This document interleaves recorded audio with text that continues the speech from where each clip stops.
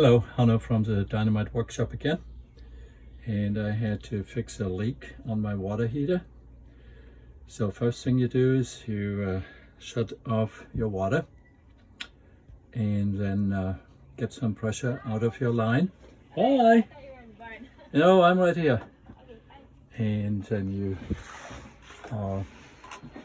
move this up to relieve pressure inside the water tank. Then I had to cut it off right here. See, that's where I cut off the old one, right there. And you can run water in the house. I had it turned off right here for the inlet. So my folks in the house were able to use cold water without me having to worry about it. And you get yourself one of these packs with the plastic inset. Silencer heat trap comes in a pack of 2 was about $14, includes tax. Got it at Ace Hardware. And then for the plastic pipes, 3/4 inch, and the elbow, you use this to glue them together. I actually made a mistake and used that on my fitting down here into the water tank as well, and so far it's not leaking. I hope it holds.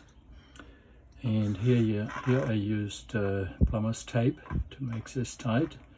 These two pieces, the metal nut with the plastic attached here with a CPVC pipe attached that actually comes as a set. And so I just had to replace this piece, the elbow, and this was still long enough so I could connect it. I didn't even have to replace that. I could have cut this a little bit shorter. I should have. Anyway, it was pretty hard to get this thing out. I had to brace my water heater at the bottom here with some blocks so it wouldn't keep turning. And that helped, and I was able to put some force on it without the whole water heater keep turning. Thanks for watching. I forgot to mention you need to first turn off the power to the water heater. That's the very first thing you do. Thanks. Finishing up the water heater repair after I let it sit in the open for several days to see if there was any more leak, but everything is good and tight. So I put the insulation mantle back on, and I'm closing up the house siding.